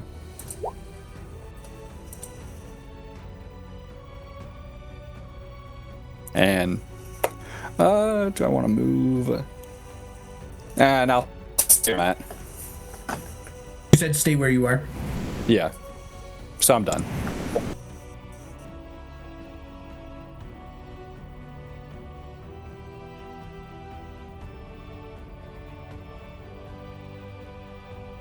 Right.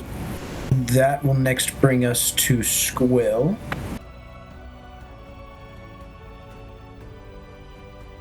Who's gonna run up next to you, Karasu, and just be like, "Don't worry, we'll get you out of there." Hey, Thorgrim didn't attack or heal, he just stood there? No, I cast Bless on you. Oh, thank you. Yeah, you, Xavier, and Laura. And unfortunately, Squill will not hit. And that will bring us to a prone Karasu. Karasu looks at Skull and he's like, because he was just gonna blink out of there. He doesn't want to leave her staring it down.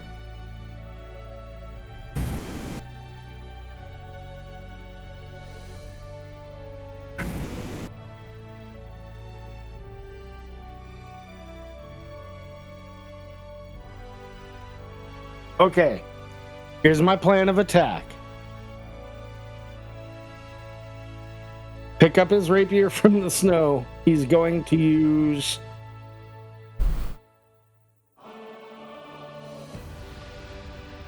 I love this spell. I do it all the time.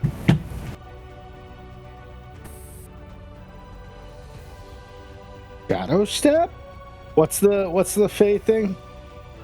Misty Step? That's it. He's gonna Misty Step. Okay.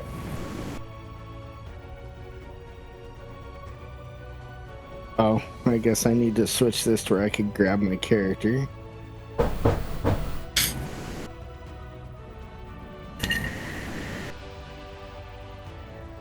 Get his shit together, then run in and attack. All right. With his rapier.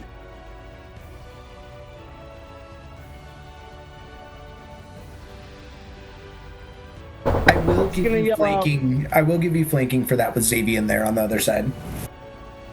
Alright, perfect. He's gonna yell out, "You have my gratitude!" to Squirrel.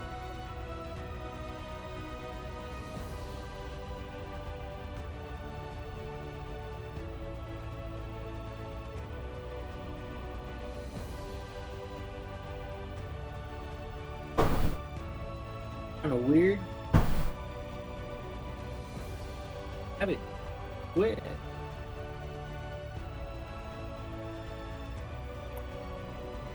Sorry, give me a real quick second. Yeah, no worries. Do you want me to do the roll for you, or you got it?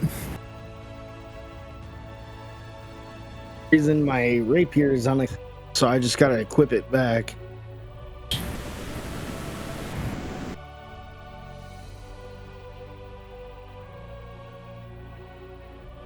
Okay, for some weird reason, I don't have my rapier. I'm gonna use, I guess it was my scimitar.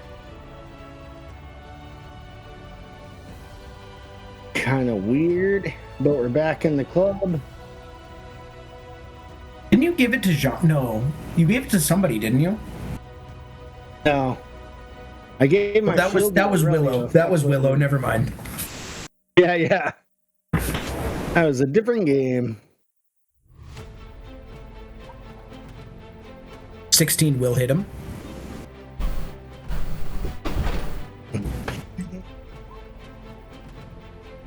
For 13 damage. What's that 4 custom damage come from? It's the force. I could use it once per turn for like 2 times a day. Cool. Just wanted to make sure. Yep. All right. Anything else for your turn? Nat Second 20. attack. How do I deactivate that force? Because I can't use it on this one. I can just subtract it. Okay. Did you hit crit damage? Yeah, you did. All right. So that Yeah. is going to be 7 crit damage on there. It does not look like it's quite to that bloodied point quite yet. It looks like it's still not fresh, but you guys have definitely taken out a considerable chunk on there. And that will bring us to Luminor at the bottom of our round.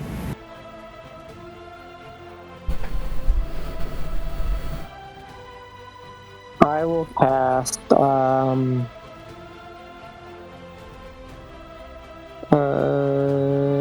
Eldritch Blast on it. All right.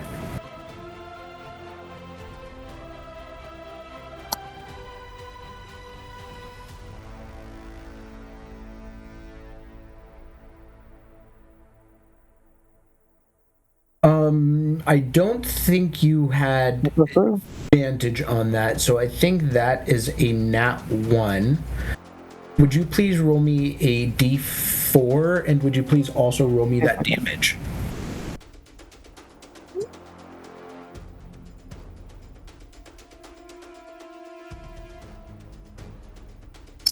Wait a second here. So on the top of the sheet here, I had disadvantage selected by accident.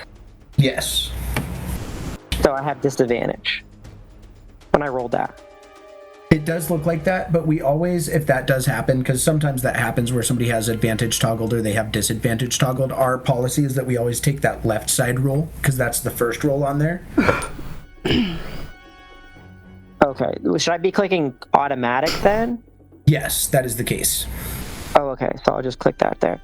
But I do get, when I roll, I get 2 attacks though. Like my Eldritch Blast with 2 beams. So your 21 did hit, but okay.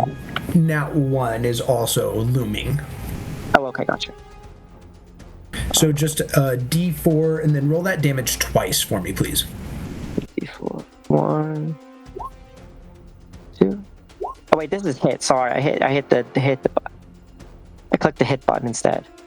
So ignore that. 1, 2.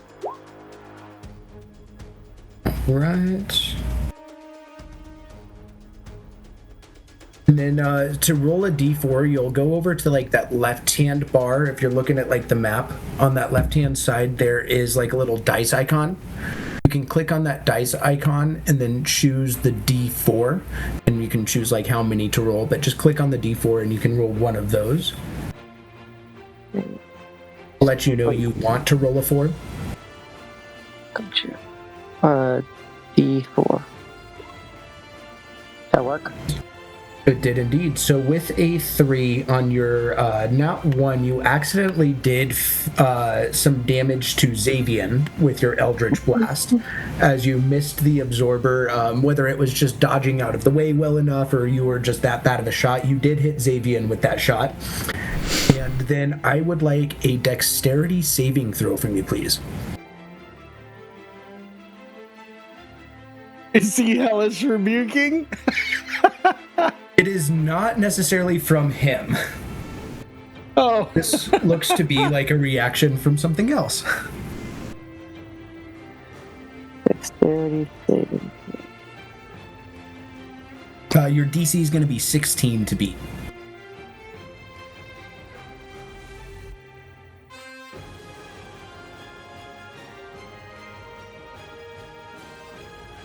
Ooh. With a 2, it's not much damage, but it's almost like when you shot your magic attack, that Eldritch Blast, towards this creature, the one that hit, it's almost like it absorbed it into its tail, which kind of has like this beholder-looking eye on it, and when it absorbed it in, it sent it right back to you, and so you'll take 2 damage from your, not own Eldritch Blast, but kind of. Okay. 2 damage. Then I yell out, "Sorry, Xavian." Try to hit, or actually he can't talk, never mind. So he like just looks at his sword and shield and just like bashes it together and like flips you off.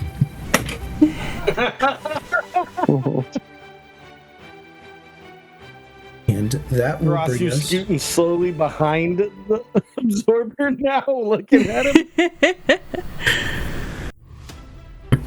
That will bring us to the absorber here, who is going to make a few attacks. First one is going to be against Throgram here. I'm going to use Lucky to give him disadvantage. He already has disadvantage from sap. Then I won't do that. Right.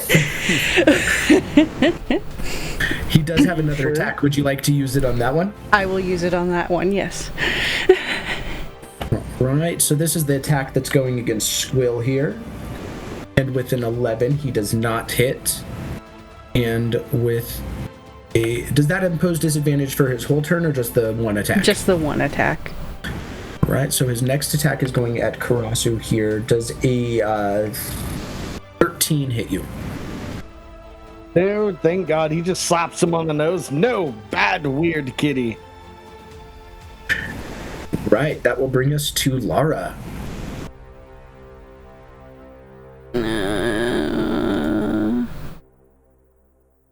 Wait, did you say it attacked me? It did, but it did not hit. Okay, I missed the dice roll for that. Good. You know, I kind of like just shooting it back here, so I think I'm gonna do that. Yeah, I think you might have learned your lesson from the mammoth, right? Yeah, I'm gonna take steady aim and give it another fire. All right.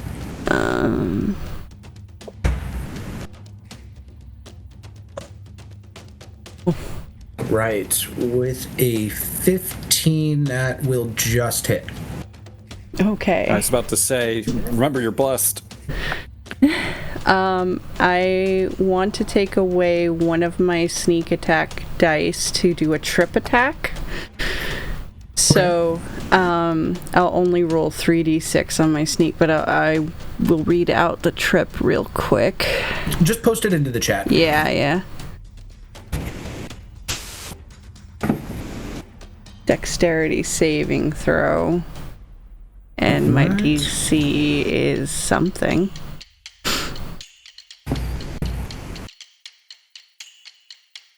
You got a 23. Okay, doesn't matter then, I guess.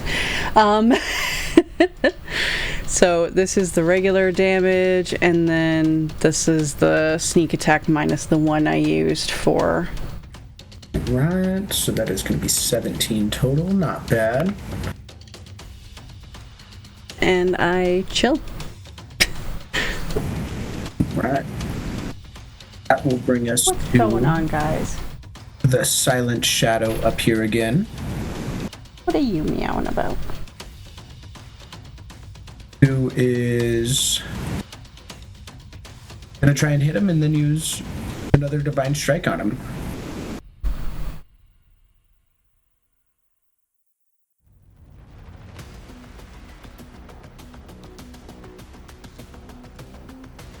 A 20 will hit. Or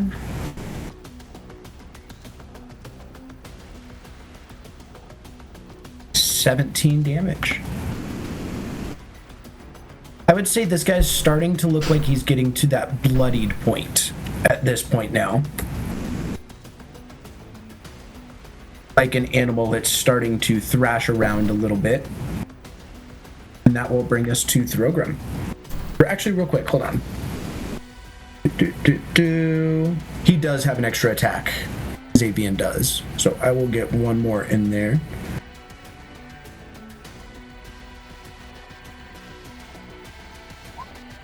A 16 will hit. Not as much damage this time, but still pretty good. Program, what do you got? Well, seeing how it seems to absorb magic damage, I think I'm going to run up and try to hit it with my hammer. All right. That might be the first time I used it this campaign.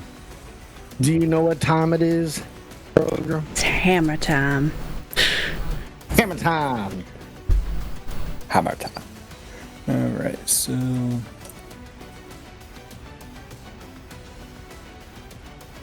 There we go. Ooh, can't touch this. Bummer. I knew I should have blessed myself. Always. The cleric should always bless themselves on top of everybody else. And I'm not gonna lie, I was really manifesting a miss. That way I could drop the can't touch this line. That was perfect. Also, you did hammer a Sahagan, now that I remember. You were like, back fiend. I don't remember that part. Well, it's good to use the hammer again, and then I'm done. All right, if there is nothing else for your turn, we will move to Squill here. Who will keep trying to stab at this bitch again. With a nat 20. Go Squill. Squirrel found the power of friendship. He did, finally. Thanks to you guys. For 37 damage. Wow. That's enough to do half of what it had left. So it is looking very fucked up at this point. And that will bring us to Karasu. Karasu's going full John Wick. He just lets the sword fall from his hand while spinning in place, pulling out his bow while rocking 2 arrows. Sharpshooter's glorious. I don't suffer penalties. Love it, don't you? Yep. I am gonna pew pew this son of a bitch.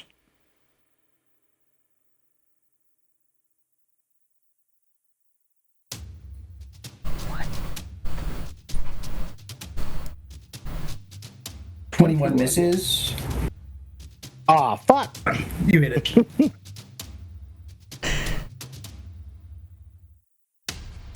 Or 15? Awesome. Still up, but looking like it's on its last leg. Receiving incoming transmission. 14, unfortunately, will not Bless. make contact there. But you do have Bless, right? Yeah, I was gonna say bless. Yep. Don't forget that Yeah. D4. It's a D4, right? And Yeah. realistically, don't even worry about rolling because you need a 15 to hit. So no matter what you roll on that Bless, you're getting there. All right, bless was not wasted. No, it's never wasted. 16. Another 16 damage. All right. So it is still up, but you guys are looking at it and like I would say this red and blue, like these stitched together pieces of different monsters, as you guys can tell now that you're all up close to it, look like they're starting to fall apart. It's still up, it's still bleeding, but you can tell this will probably be over very quickly. And that will bring us to Luminor at the bottom of our round. Oh, knife!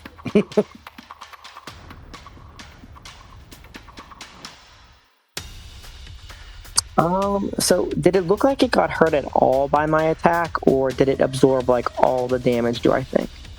I would say roll me a medicine check to determine that.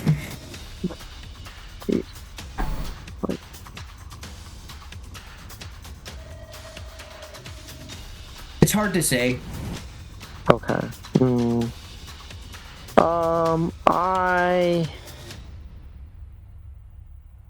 How far am I from the creature? Wait, how far am I? I think that's 45 feet. There's Okay. a measurement tool. So if you go again to that left bar, kind of right above where you would roll the dice, there's a measurement tool there. So if you use Yeah. I'm on my Chromebook. It's not gonna. looks It's like very slow. I'm not gonna be able to do that. 40 I feet. barely can get my character speed up. Yeah, the So, phone is maybe not the best method. I think we've unfortunately determined, at least with Roll20, the app that's on there is not up to It's par. horrible. Yes, it's the best I can do in the moment, though. I will feel like I'm gonna do nothing because I can't get there in time to actually swing my sword. I'm not fast enough. Do you have like a misty step or a way to magically travel or anything? that like is a fair point.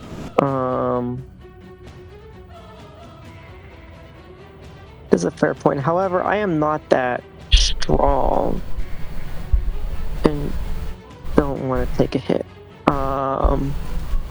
Let's see what else I can do here real quick. Look through my stuff here.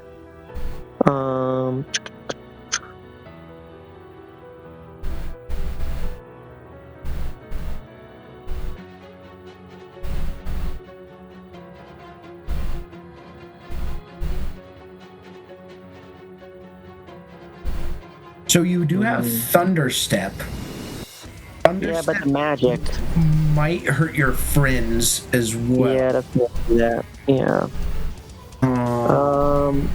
I am going to. I think I'm gonna do nothing. I'm going to summon my sword, and I'm going to move closer. I'm going to move 30 feet up. All right, directly towards it. Yeah. All right, I'll help you move there. All right. And then nothing else for your turn, just readying an action if it does get closer to you. Yes. All right. That will bring us to the creature here. And let's see. It's going to go for Karasu, Throgrim, and Squill. I will use one of my lucky against me. Alright, that's not a bad call because it rolled a 19 on its first attack, 16 on its second attack. Does a 16 hit you? That is my AC. Alright, so it is going to do 13 damage. Throgrim, that next attack is coming at you here. That's an 18 to hit. That does 16 psychic damage to you, as I think its tail makes like this really weird sound that only you can hear, and it almost like drives you to your knees with this very high-pitched squeal. And its last attack is going against Squill. That does hit for 11 damage. Not too terrible. Squill is still looking all right. And Lara, you are up here. As I said before, this thing is bleeding out fast now. Like, it looks like it is dying, but it is not dead yet. I shoot at it. 22 will hit. 27. 27 will kill it. How does it look as you kill this monstrous creature? I shoot its eyeball off its tail, and it explodes, and then the bone of the tail falls and stabs it in the head. I like it. All right, and that drops us out of our initiative here, as this creature is dead now. Crossy drops on his back, making snow angels. I can see the gates.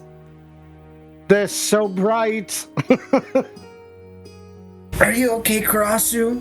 Squill will like kind of crawl over to you, not similarly hurt, but you, Throgrim, and Squill are the only ones that really took damage, and she'll like kind of crawl over and just be like, "Are you okay? You're gonna be okay. We got you." These guys see. Karasu pauses and smirks while looking down at her. You're all right, Squill. And he pats her on the head.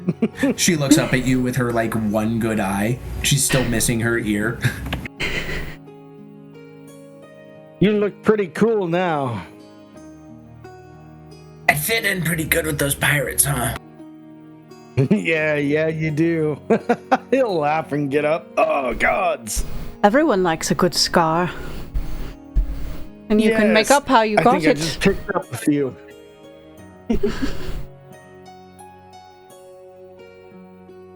Would anybody like to roll me Arcana or Investigation or Nature? I would take all three rolls, but I'll take it from whoever would like to do so.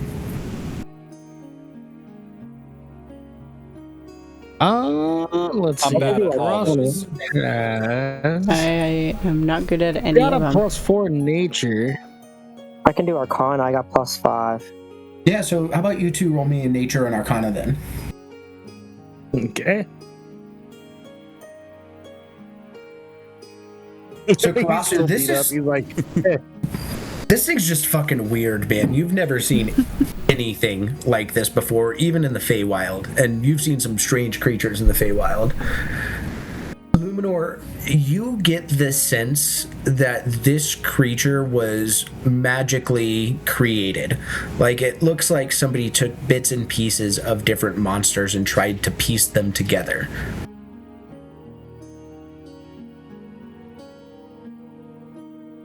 Biomancy. Okay, I tell everybody that, that seems like they was trying to piece together different body parts from, monsters or humans or whatever.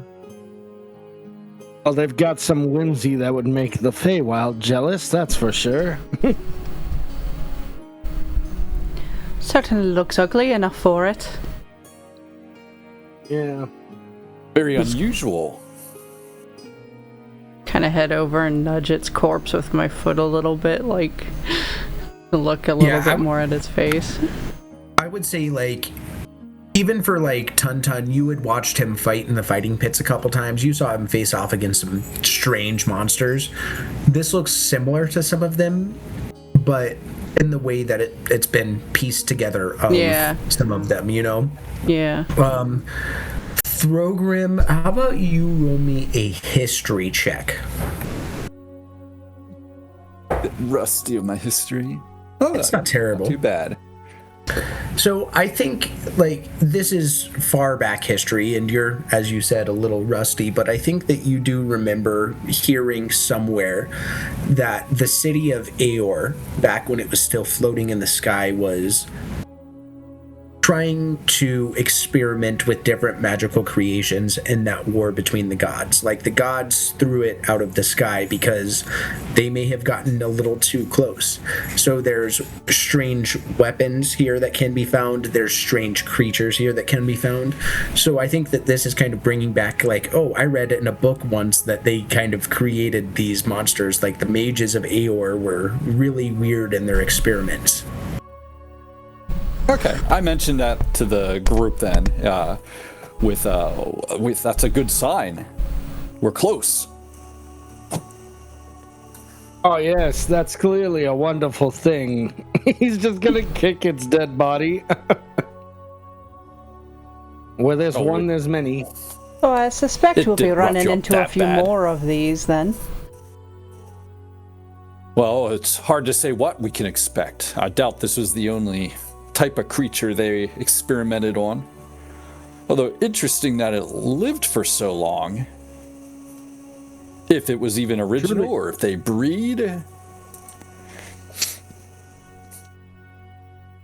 Truly is fascinating. I tell you what, I'm just gonna go here and sit on this sled for a few minutes.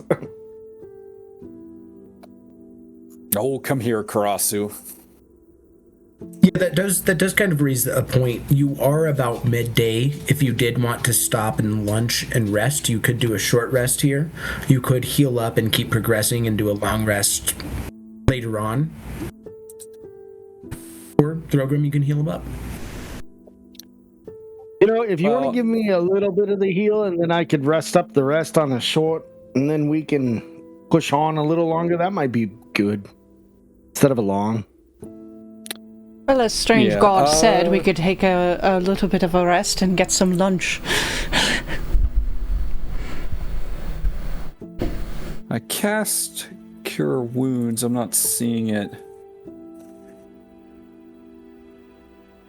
Where it rolled. I have encountered a bit of a lag on my end, so you might also be seeing something similar. I also have like 9 character sheets pulled up right now. Yeah. Yes, it might just pop up. It used the spell slot on the character sheet. So it knows. I think Xavier will tap kind of on his own chest and give himself his 4 HP back that he lost from that shot from Luminor. I go up to Xavier and I apologize again. And I say I'll, I don't know, buy him a beer or something later. He makes like a weird clicking sound, like a...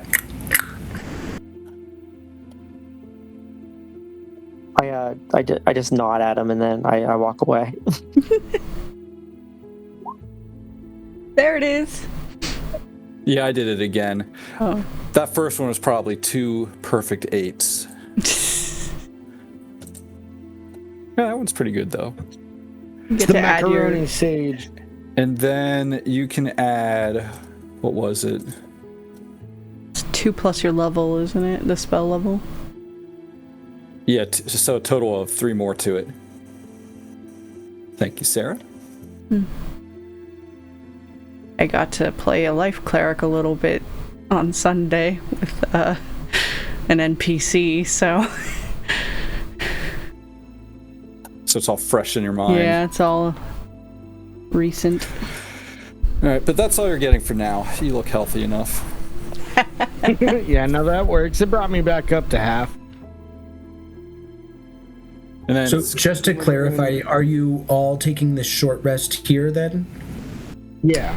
yes. Well, maybe we should move away from the corpse. Up to you. But back up a little. Yeah, we can Just push it into the river. It'll right. dissolve quick Yeah. enough. Yeah, that's true.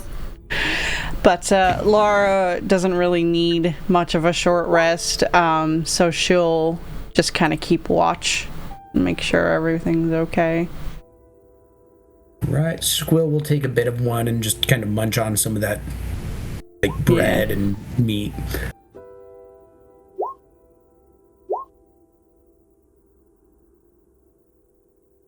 The end. We will pick up. There we go. That put me about 3 off the top. How do you get the... Go ahead. Oh, I was going to ask, how do you get the roll for your healing? So if you click on your short rest, it'll open up a bar, and you've got different dice at the bottom. So if you click multiple dice, that's how many it's going to roll for your short rest for your dice roll. I think you've got 5 right now. It says I have 7 D8. Yeah. Okay.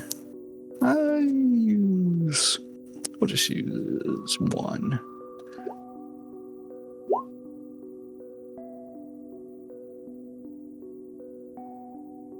There we go. Thank you. And that's where we'll wrap up this week, guys.